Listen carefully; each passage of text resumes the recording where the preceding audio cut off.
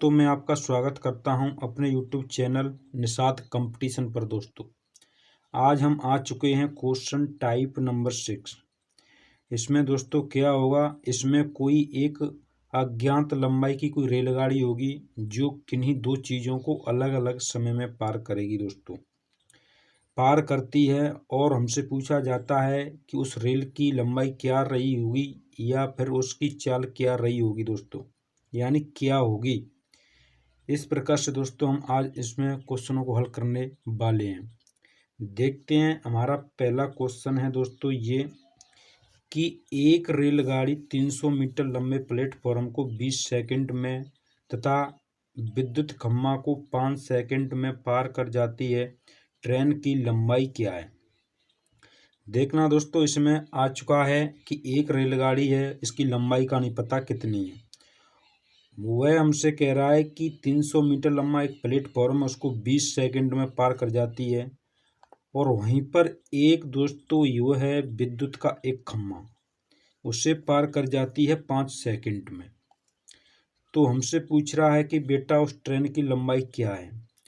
तो ऐसे प्रश्नों को हल करने के लिए दोस्तों क्या करेंगे, हमें दोस्तों दोनों तरफ चाल बराबर करनी है कि जो पार की होगी उसने दोनों चीज़ों को, तो उसकी चाल बराबर रही होगी। दोस्तों, तो इसके लिए क्या करेंगे दोस्तों, सबसे पहले मैं मानूंगा यहाँ पर रेल की लंबाई। माना रेल की लंबाई रही होगी दोस्तों, रेल की लंबाई रही होगी दोस्तों, रेलगाड़ी की लंबाई रही होगी x। कितनी दोस्तों, x मीटर यहाँ पर लंबाई रही होगी। दोस्तों, अब कुछ नहीं है, जो हमारे जो बेसिक चैप्टर था उसमें जो हमने कायदे और नियम बताए थे, क्या करना होता है।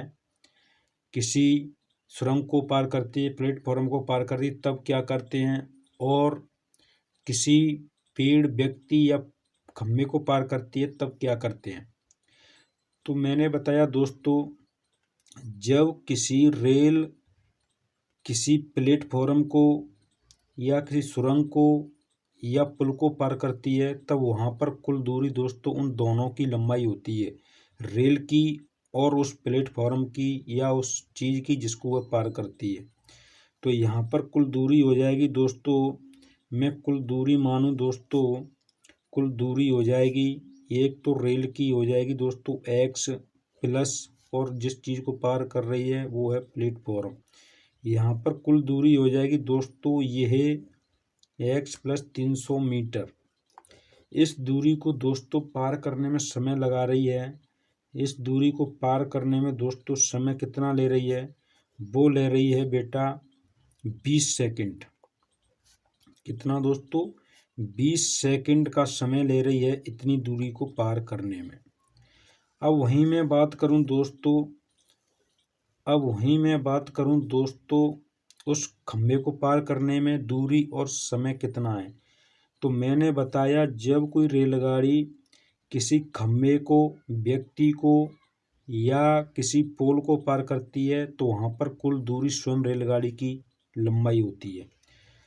तो जब पोल को पार करेगी, खंभे को पार करेगी दोस्तों, तब कुल दूरी कितनी होगी दोस्तों, तब कुल दूरी होगी बेटा अपने यहाँ पर x मीटर। यानी हमें पता नहीं कितनी मीटर की दूरी है, जो दूरी होगी वो x, यानी जो रेल है उसकी लंबाई होगी।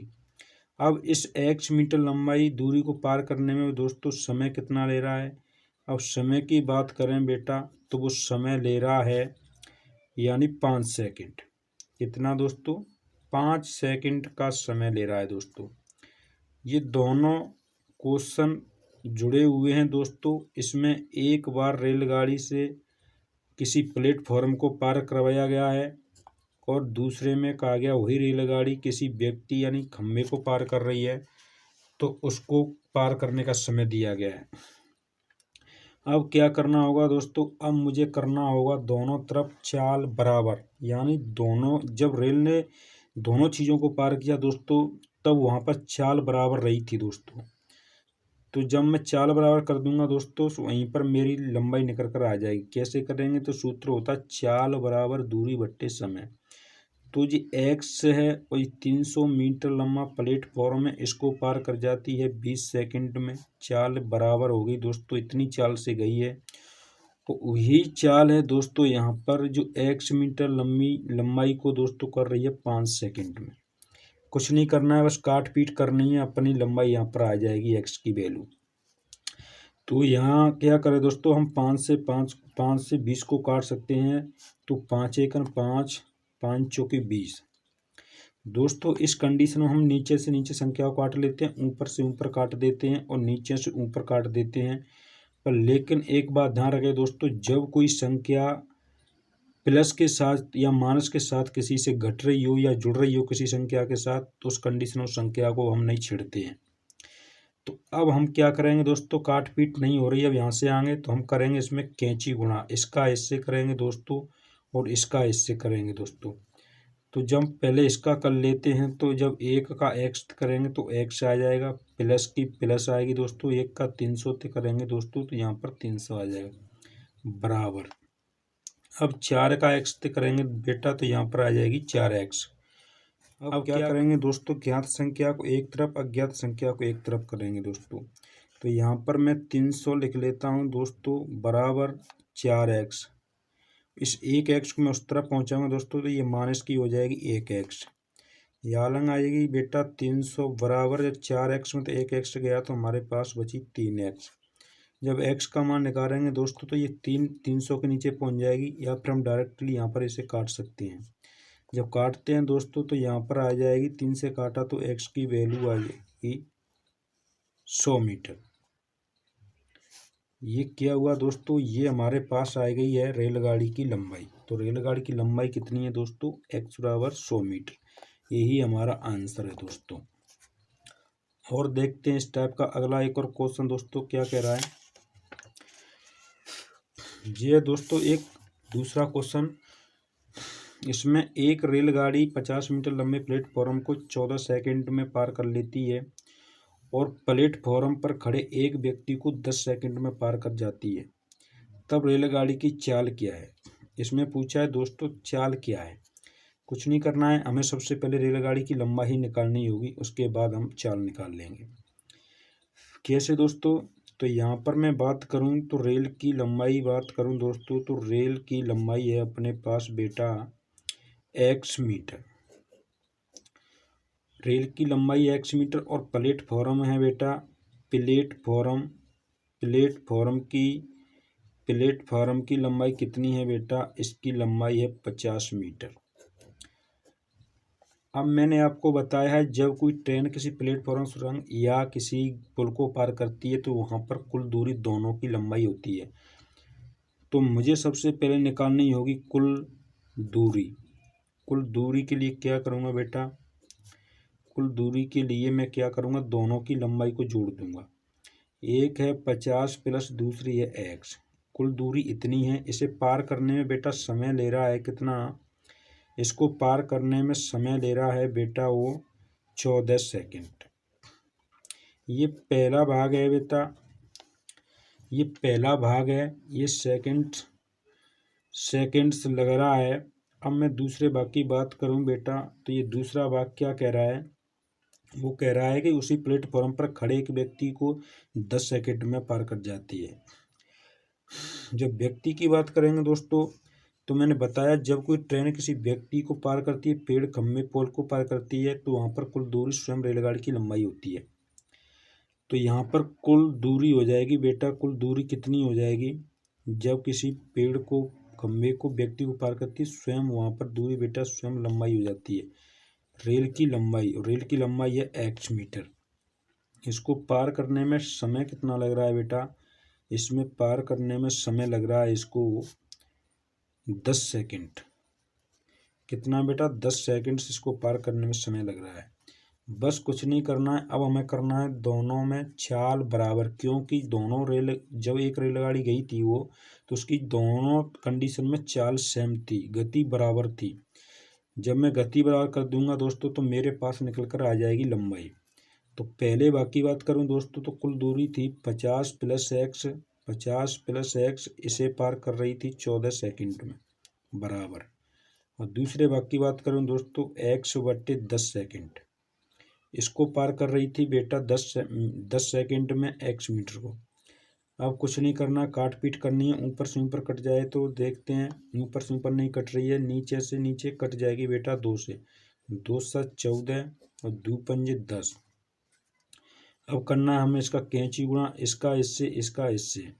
सबसे पहले हम बड़ी संख्या का करते हैं बेटा, तो बड़ी संख्या 7। 7 का जब इससे किया तो यहाँ पर आ जाएगी 7x बराबर का चिन्ह। 5 का बेटा मैं इससे करूँगा तो 5 25 और 0 की 0 250 प्लस, अब 5 का x करूँगा तो यहाँ पर आ जाएगी 5x। यहाँ पर बेटा 7x, जब मैं इसको इस साइड लाऊंगा तो ये माइनस के हो जाएंगे 5x, क्योंकि ज्ञात संख्या एक तरफ अज्ञात संख्या एक तरफ करनी होती है। बराबर के चिन्ह से बाद है बेटा 250 लिख दिया।